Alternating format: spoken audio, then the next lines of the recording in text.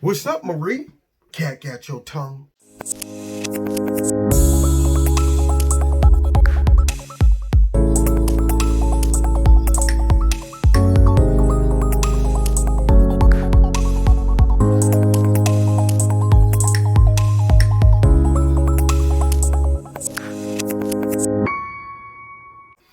What's going on, America? This is Kevin from Kevin's Corner, where I try to make sense out of nonsense. And you know, a lot of times whenever conservatives are debating with liberals, you have to deal with all of this emotion and just hyperbole, throwing out stuff that tickle your fancy, to make your emotions start to bubble over. And they always will sway the argument, leave all types of information out.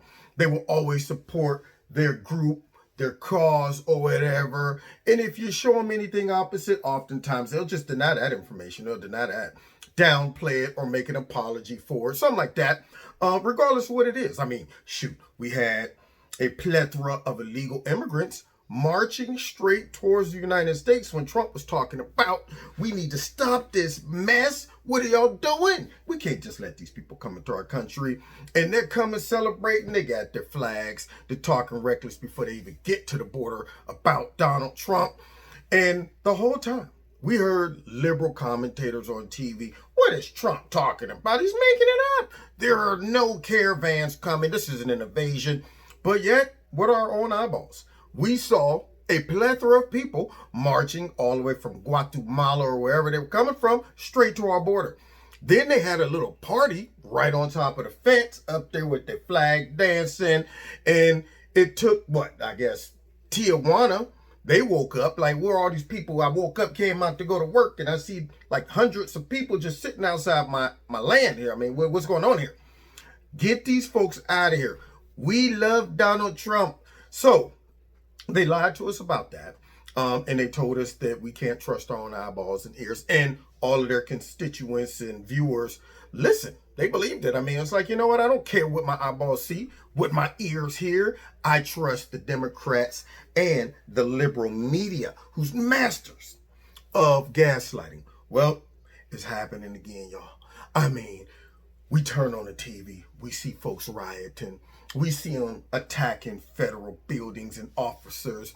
We see stuff burning in the background while CNN commentators and MSNBC commentators are down on like, jam, I'm down here amongst these peaceful protesters. As you can see, they're very happy about this evening. In fact, they were so joyful, they decided to burn down an AutoZone in honor of gathering together to roast marshmallows. This is something, Jim. They're really bringing people together. And in spite of what you all are looking at behind me as these people run in and out of buildings with TVs, they're helping the needy move their furniture to their own houses. Not the needy's houses, but their houses. Because see what they're doing? They're storing all of this stuff that the homeless purchased from this Target. And because they don't have enough room in their apartments, these peaceful protesters have decided to go and remove all these things from Target and take them to their own houses. Yeah, that's pretty, I mean, you're talking about a big heart, Jim. These people have a big heart. In spite of what Donald Trump is saying, these aren't violent protesters. Well, back to you, Jim. I'm going to go get me some marshmallows. Yeah, see, so you hear all of that and you see all of that and you're going, you got to be kidding me. And then you get Barack Obama talking about some, listen, we got people going into neighborhoods where there's peaceful protesters, and and I'm going, oh, okay, so now you're going to peddle the lie too, as if we're not able to see what's going on. So it brings me to Harris Faulkner and a liberal commentator. And this liberal commentator was not expecting this question, which exposed her. And hopefully anybody with common sense, after you hear this woman's response, which was crickets, might start to wake up and see that they are allowing this stuff to happen in all of these cities in efforts to get at Trump. Let's get it. I love Harris, by the way. FYI. You know, Marie, I feel like there's a lot to respond to there, so I want to give you a chance to do that. It's almost like Dagan pointed it out as a binary choice: incompetence or disdain. But it's not. And these mayors, look, to accuse all these mayors or governors of not caring about their citizens is really unfair. These are tough situations. A large majority of people on the streets, by the way, are peaceful. Molotov cocktail throwing rioters are not peaceful, and they should be dealt with by law enforcement. The challenge is always how to figure out the right law enforcement way to do that. And President Trump has made very clear that he is going after Democratic-led cities. He has said that, just plain straight out. And so it seems to many people like this is a political strategy to show himself as a law and order president ahead of a tough election that he is couching in law enforcement activity. And for many people, the fact that he keeps saying he's going after Democratic cities and Democrats feels like he's making a law enforcement issue a political one, which we should not be doing in this country. Y'all hear that? Now to the naked ear. Into the naked eyeball, looking at her talk about these things, you might fall for the okie doke. And she would have been okay if she would have threw all that garbage out there and she was on MSNBC or CNN. They would have all been sitting around a panel shaking their head. Absolutely, I feel you. That's true. It's absolutely true. However, Harris decides to do something that most liberals aren't expecting, which is ask questions to make them explain and use some type of analogies, comparisons, things like that to show a contrast. Because see, what Marie wants us to think is that, first of all, it's not fair to think that these liberal politicians don't care about their people, even though they're allowing this to take place in the neighborhoods and cities that they're over, even though they're telling their police to stand down, they're telling their police to abandon areas, even though they gave a full-blown 7-block carve-out of a city to let these folks just have their way until somebody got killed, which happened to be a black person.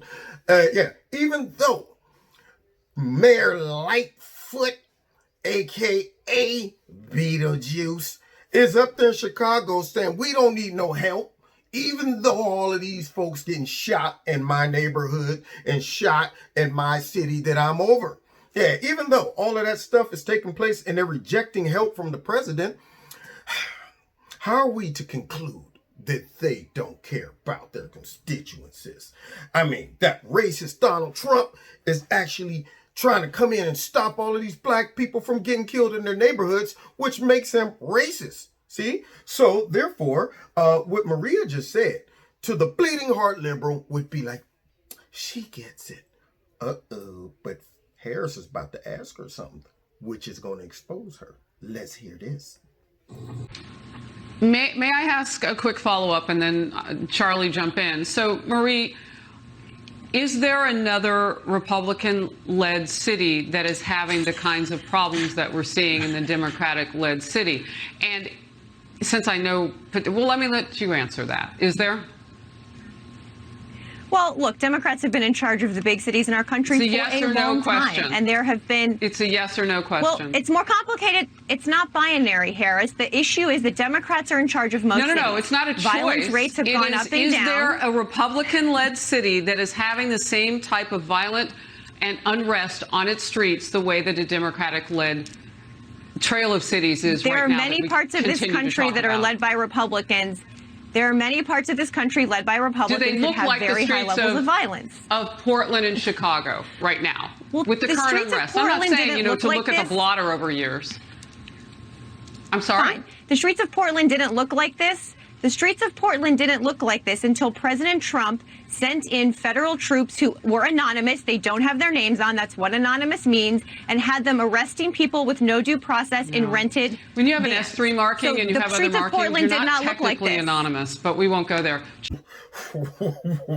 Well, I expected Marie to be more prepared. I expected her to be like, well, actually, I'm glad you asked, Harris, because there's this one city. But see, she couldn't name one. You know why? Because there are none. And maybe people will start waking up and seeing the difference between democratically ran cities, their approach towards law and order, versus conservative ran cities and their approach to law and order. The fact that this woman couldn't name one Republican-ran city or state that's allowing this type of chaos, that right there says it all. She was sitting back trying to weasel off that hook like, well, I mean, you can't really compare apples to oranges. I mean, it's totally different. I'm sure there are lots of crimes that take place in some Republican cities too. Name one that are allowing folks to burn stuff, throw stuff at the police, try to burn up the police with cocktails and messing up the eyes and trying to burn down federal buildings. Name one. Name one. She's like, oh, Harris, why you gonna do me like this? I'm on TV. Look, at the end of the day, we all work for Fox. You about to get me fired, make me look real dumb. Here I am, prepared my wonderful response to try to make it look like it's Trump. And he's encouraging all of this in Portland. Wait a minute. From what I checked, first of all, these people, these federal agents do identify themselves. And secondly, word on the street is they're behind a fence at the federal building. And I've never seen a fence go out and aggressively attack someone. Therefore, how are they engaging with these rioters? I mean, did the fence go out and pick a fight? Did the fence go around the neighborhood like, oh, y'all rioters, y'all peaceful protesting, I'm sick of this mess, and pushing them? These folk came up to the fence. And people that's there covering the story often say that these federal agents don't even come out until it starts to escalate, when you start seeing little fire bombs thrown over the fence, stuff like that. I got a gut feeling that probably would draw the agents out and have to deal with you. And you know how the Democrats are. It's the same thing they tried to do with the Trump rallies. That's right, send in folks to stir up the pot, to cause trouble, take off their shirt and Trump sucks underneath, and then they start flipping out when the cops grab them and take it out. Camera catches it. Look at this. They're abusing these black people because they're racist in here. And come to find out that the DNC and the Hillary campaign was sending them there to stir up trouble, to create a narrative. Same thing with these fascist / Marxist, Antifa, Black Lives Matter folks who are going up there pretending to be peaceful until a certain time, and then they take off the peaceful stuff, put on masks, grab their cocktails, and rush that fence. And so the liberal media, well, look, they were peaceful. They won't show them throwing stuff at the police, rushing the fence, changing into riot gear, covering up their face, all of that. They don't want to show that stuff. They're creating a narrative. But the sad part about it is some Joe out there fell for it. He's out there like Trump stirring up the pot. I mean, that place would be a utopian society if it wasn't from Trump and all of those stormtroopers. Man, are you for real?